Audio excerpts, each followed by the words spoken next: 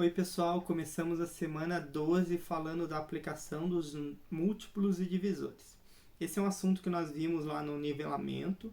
Tem dois vídeos aqui no AVA, os dois primeiros vídeos que foram utilizados no nivelamento. Então, se você não lembra do assunto, assista esses dois vídeos, tá?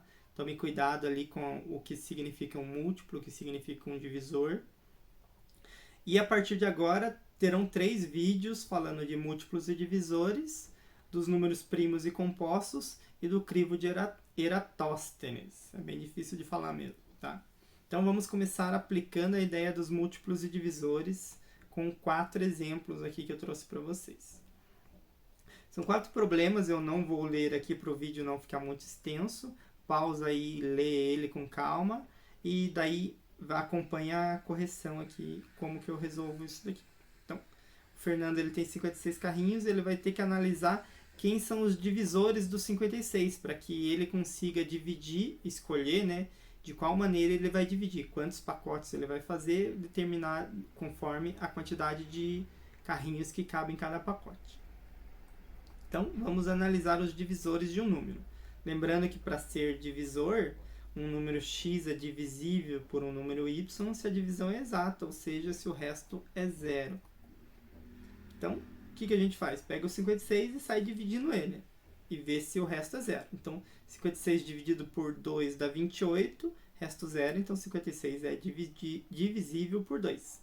Lembrando que 8 é 2 vezes 28 e 28 vezes 2 dá 56. Então, 28 também é um divisor do 56. Vamos lá.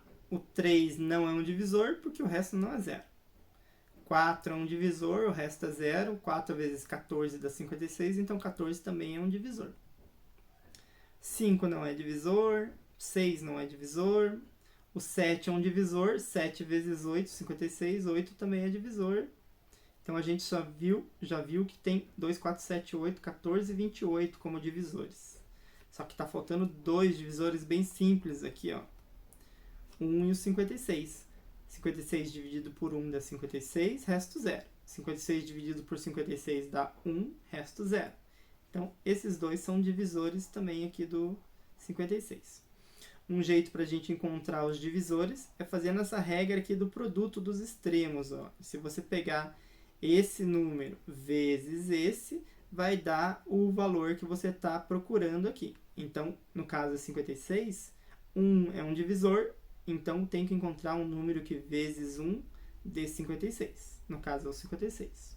Próximo divisor é o 2. 2 vezes 28 dá 56. Então 28 também é um divisor. 4 vezes 14 é 56. E 7 vezes 8 é 56. Eu paro de encontrar quando eu chego no meio desse esquema aqui. Ó. O 7 e o 8 estão no meio, porque não tem nenhum número entre eles. Então, nesse caso, são todos esses os divisores do 56. Se eu não esqueço nenhum no começo, eu acerto todos que estão aqui no final. Se eu tivesse um número aqui, significa que esse número vezes alguém aqui daria 56. Tá? Se eu não esqueci ninguém aqui, eu não vou esquecer ninguém aqui. Então, diminui as chances de eu errar. Então, os divisores do 56 são esses aqui. E a gente pode escrever assim, por extenso, utilizando o português, ou na linguagem matemática de conjuntos desse jeito, com vírgula separando os números entre chaves. Tá? Então, o Fernando ele tem todas essas opções aqui de embalagem para fazer. Ele pode fazer vários pacotes com um carrinho, vários com 2, vários com 4 e assim por diante. Próximo problema. A pergunta é se o ano 2020 foi bissexto ou não e se o ano de 1900 foi bissexto ou não. Então, o que é um ano bissexto? Cada ano nosso, ele não tem 365 dias exatamente. Ele tem 365 dias mais alguma coisinha. Tá? Essa alguma coisinha é equivalente a mais ou menos 1/4 de um dia. Isso significa que a cada 4 anos... esse 1/4 vai completar um dia a mais. Então, para compensar isso, foi feita a regra que a cada 4 anos a gente tem um dia a mais. Isso daí é por causa do ano solar, que é o movimento de translação da Terra em torno do Sol. Ela demora um ano para dar a volta. E é o tempo para completar as 4 estações do ano também. O problema está que se eu fizer isso, como é aproximadamente 365 dias e mais um pouco, aproximadamente um quarto de dia, se eu fizer isso sempre, a cada 400 anos eu teria 100 dias a mais. Porque a cada 4 anos eu tenho um dia a mais, a cada 400 anos eu teria 100 dias a mais. Só que isso também desorganiza, porque para não dar alteração nesse aproximadamente, eu precisaria de 97 dias a mais nesses 400 anos. Tá? Então, tudo isso por causa da rotação da Terra, da translação da Terra e das estações do ano. É o ano solar que é falado. Se eu não errei nada, o professor de geografia não vai ficar bravo comigo. Mas é isso. Então, para compensar todos esses problemas, existem algumas regras para a gente identificar um ano bissexto. Então, a primeira é que, de 4 em 4 anos, precisa de um dia a mais. Então, tem que ser divisível por 4. Beleza. Além disso, se for divisível por 100, aí o ano não é considerado bissexto. Exceto se ele for divisível por 400. Então, teria aí 3 regras, digamos assim, para verificar se é bissexto ou não. Primeiro, se é divisível por 4. Além disso, se ele for divisível por 100, não é bissexto, exceto se for divisível por 400 também. Então, a gente faz o teste. 2020 é divisível por 4, então ele pode ser bissexto. Ele é divisível por 100? Não. Então, não viola essa regra. Se ele fosse divisível por 100, eu teria que testar para 400. Mas ele não é divisível por 100, então ele é um ano bissexto. O 1900, ele é divisível por 4, ok. Eu tenho que testar para 100 também. Ele é divisível por 100, termina com 2 zeros, né? Vai ser divisível por 100. Então, ele não seria bissexto, exceto se ele for divisível por 400. Então, testa para 400. Sobrou 300, então ele não é divisível por 400. Ele é divisível por 100, então não é bissexto. Embora seja divisível por 4. Toma cuidado, hein? Vamos para o problema 3. Então, a Aline tem um cofre, ela passou as dicas da senha para a prima. São 4 dígitos aí. A primeira regra é essa, a segunda é essa, a terceira é essa e a quarta é essa. Então, pausa o vídeo aí, tenta resolver esse problema antes e depois vem para o próximo slide aqui acompanhando a correção.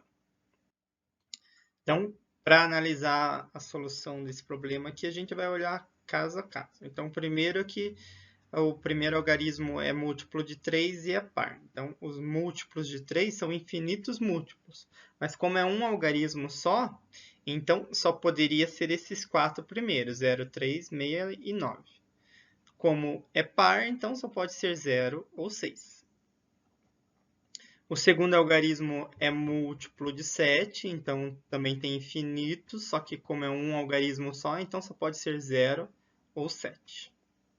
O terceiro e quarto algarismos formam o maior múltiplo de 16 com 2 algarismos. Então, os múltiplos de 16, o maior deles, com 2 algarismos, é o 96. E a quarta dica é que nenhum algarismo se repete. Então, agora a gente tem que pensar. O 9 e o 6 tem que ser os 2 últimos algarismos, não tem jeito. Agora, se o 9 e o 6 são os 2 últimos, o 6 já aparece, então ele não pode aparecer aqui no primeiro. Beleza, então tem que ser o 0 o primeiro algarismo. Se o 0 aparece como primeiro, o 0 não pode aparecer no segundo, porque nenhum se repete. Então, o 7 tem que ser o segundo. Então, a senha vai ser 0, 7, 9, 6. Isso aí. Quarto e último problema. Então, para esse problema aqui, a gente precisa descobrir qual foi a distância percorrida pela pessoa. Ela fez a ligação, passou por 5 telefones, parou no próximo. Tá? Então, vamos ver aqui como que seria. Então, eu vou listar aqui os múltiplos de 12 porque é a distância entre um telefone e outro. O primeiro múltiplo é o 0, 12, 24. Então, em todos esses quilômetros, digamos assim, se começar a contar de um momento, a gente tem um telefone. Tá? Inclusive aqui no quilômetro 0, que é o momento inicial. Então, se ele fez a ligação em algum momento, então esse é o momento 0. É o momento que a gente não conta a distância, porque ele está ali. Vai começar a contar a distância a partir daquele momento que ele vai andar.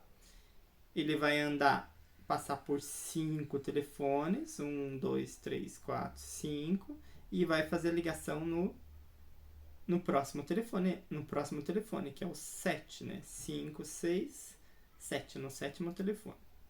Então, desse telefone até chegar no 7º telefone, ele percorreu 72 quilômetros entre uma ligação e outra. Beleza, era isso aí, só para aplicar a ideia de múltiplos e divisores. Agora vocês dão sequência falando de números primos e compostos.